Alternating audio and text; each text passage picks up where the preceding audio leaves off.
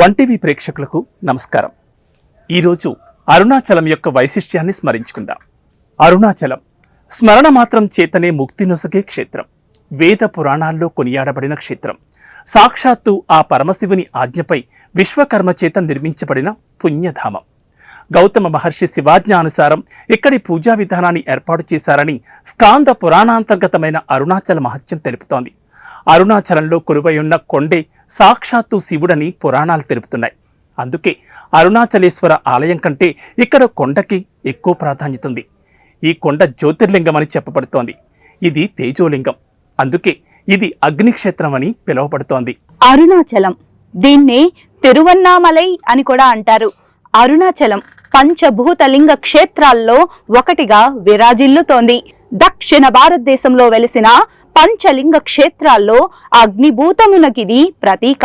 అరుణ అంటే ఎర్రని, అచలం అంటే కొండ, వెరసి ఎర్రని కొండ అని దీని తాత్పర్యం.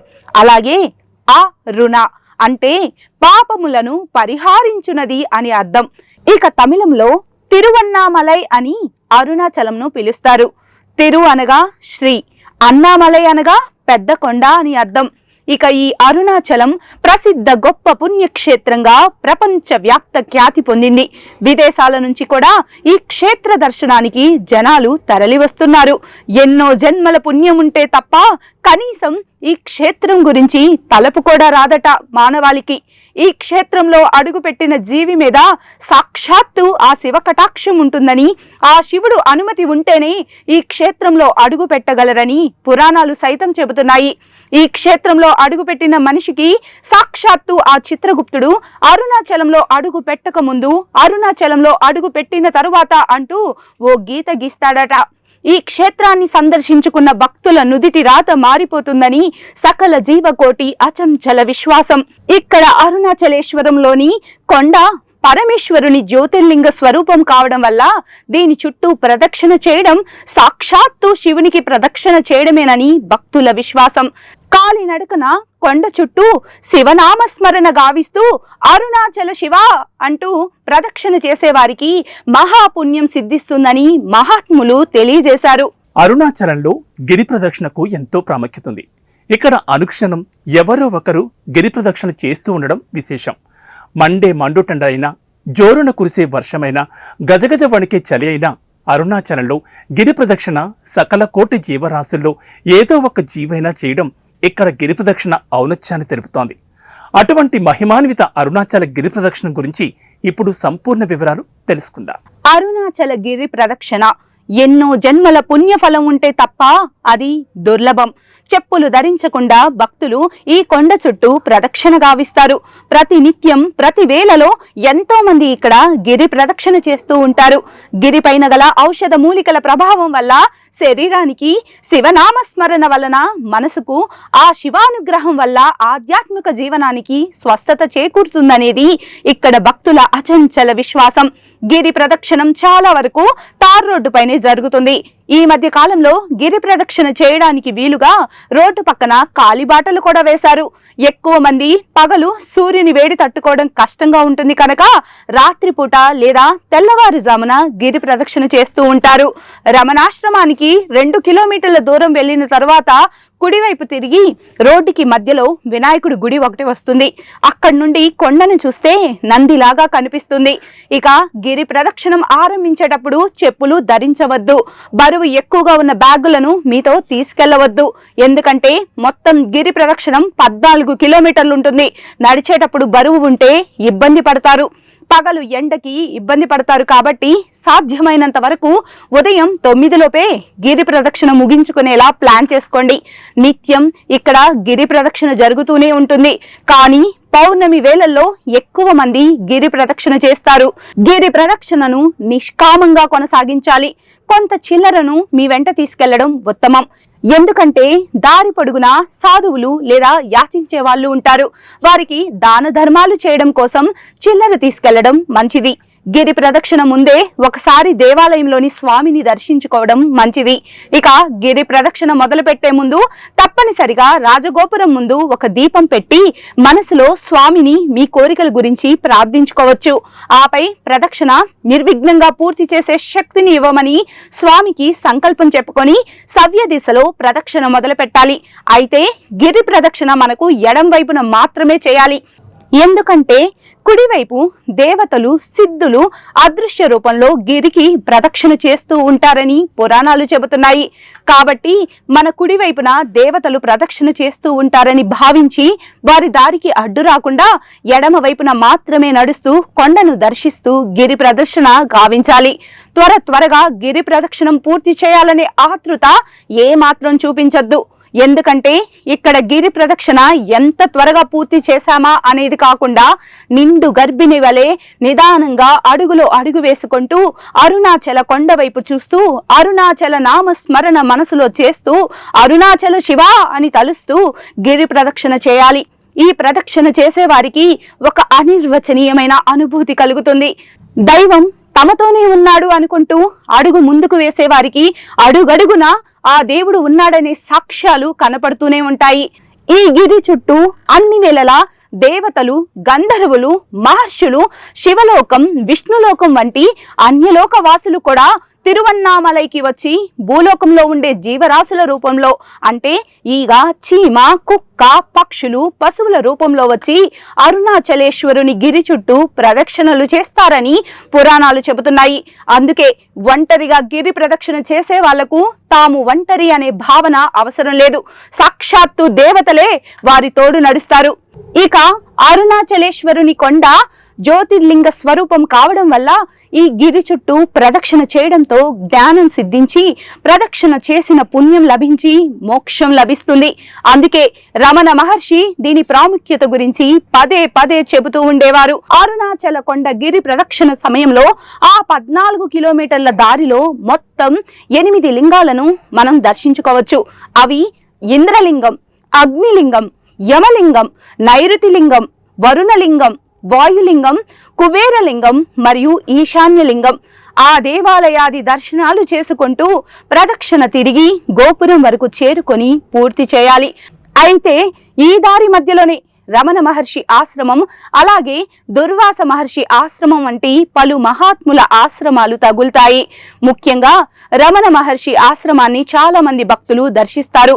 విదేశాల నుంచి విదేశీయులు కూడా ఇక్కడికి వచ్చి మెడిటేషన్ చేసుకుంటూ ఈ ప్రాంతంలో ఉన్న పాజిటివ్ ఎనర్జీని ఫీల్ అవుతారు.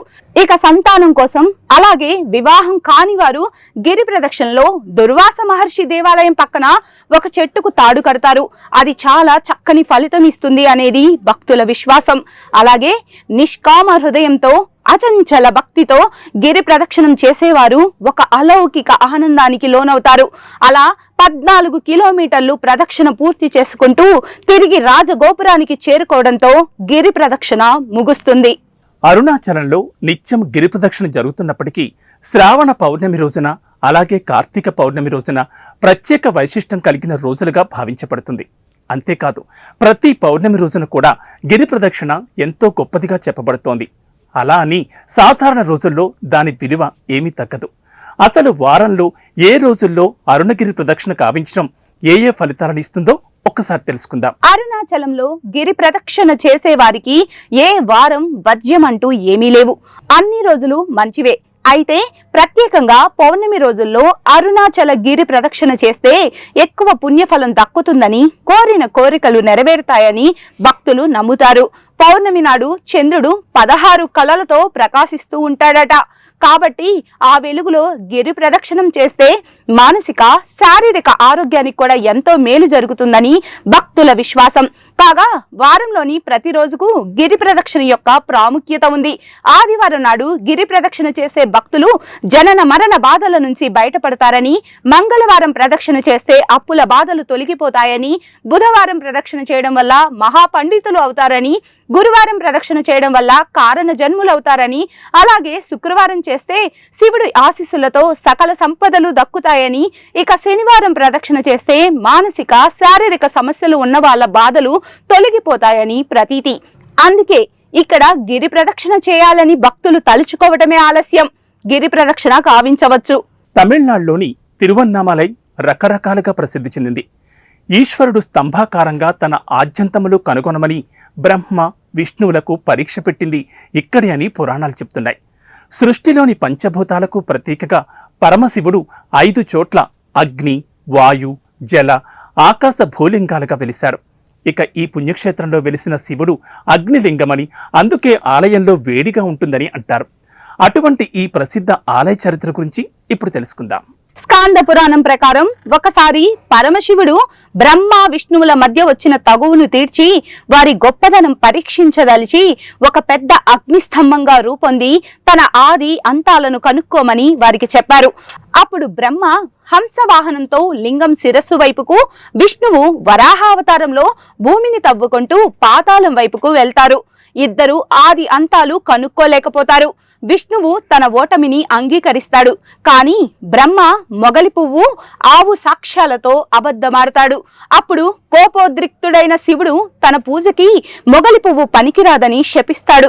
అలాగే కామధేనువు తలతో అవునని, తోకతో కాదని సమాధానం చెప్పడం వల్ల తన తోక భాగాన్ని అందరూ పూజిస్తారని, శిరస్సు భాగాన్ని ఎవరు పూజించరని శపిస్తాడు. ఆ తరువాత బ్రహ్మపై కోపంతో అతని ఊర్ధ్వ ముఖాన్ని తుంచివేస్తాడు. ఆపై విష్ణువు అభ్యర్థనతో శాంతించిన శివుడు విష్ణువు నిజాయితీని మెచ్చుకొని విష్ణుమూర్తికి వరమిస్తాడు. అప్పుడు విష్ణువు మానవుల కోసం ఈ అగ్ని స్తంభం ఇక్కడే కొలువుదీరేలా అనుగ్రహించవలసిందిగా శివుణ్ణి కోరతాడు. అప్పుడు అగ్నిలింగంగా శివుడు అక్కడే ఆవిర్భవిస్తాడు. ఇప్పుడు మనకు దర్శనమిస్తున్న అరుణాచల గిరియే భూమి మీదకు వచ్చిన అగ్ని స్తంభం. ఈ లింగం ఉద్భవించిన రాత్రినే మహాశివరాత్రిగా మనం జరుపుకుంటున్నాం.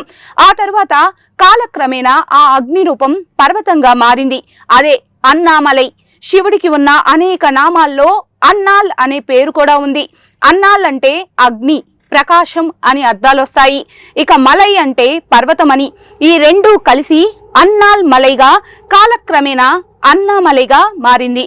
శివ స్వరూపమైన ఆ కొండను పూజించడం అందరి వల్ల కాదని పర్వత పాదంలో అచ్చన స్వరూపంగా ఒక లింగ రూపంగా ఏర్పడాలని బ్రహ్మాది దేవతలు శివుణ్ణి వేడుకుంటారు. అప్పుడు శివుడు చిన్న లింగంగా రూపుదాల్చి అక్కడ వెలసి ఆ తర్వాత ఆ పర్వతంలో అంతర్ధానం అయిపోయాడని పురాణాలు చెబుతున్నాయి. ఈ మహిమాన్విత లింగ ప్రతిష్టకి ఒక మంచి ఆలయాన్ని నిర్మించాల్సిందిగా బ్రహ్మ విష్ణువు దేవశిల్పి అయినటువంటి మయుణ్ణి కోరగా, మయుని ఆధ్వర్యంలో అక్కడ ఒక అద్భుత ఆలయం, 300 పుణ్యతీర్థాలు, అందమైన నగరంగా రూపుదిద్దుకున్నాయి. అలా ఇన్ని యుగాలుగా ఎన్నో మార్పులతో ఆలయం రూపు మారుతూ వచ్చింది.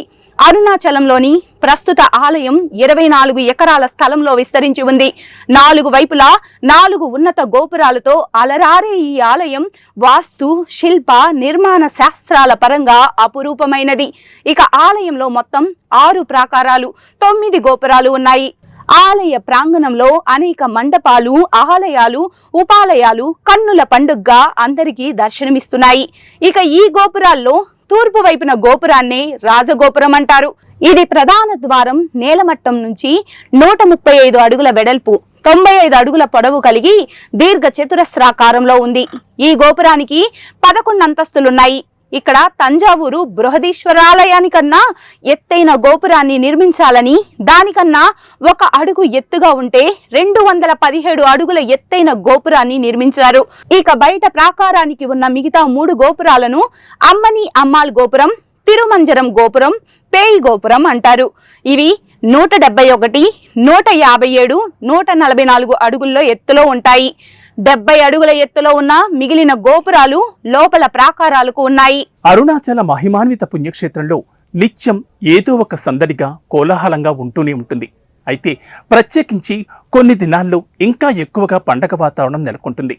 అరుణాచలంలో ప్రత్యేకమైన పండగలు, పూజల గురించి ఇప్పుడు తెలుసుకుందాం. అరుణాచలంలో కార్తీక దీపోత్సవం ఘనంగా నిర్వహిస్తారు. అరుణాచలంలో నిర్వహించే ఉత్సవాలలో మొదట చెప్పుకోదగ్గ గొప్ప ఉత్సవం కార్తీక దీపోత్సవం.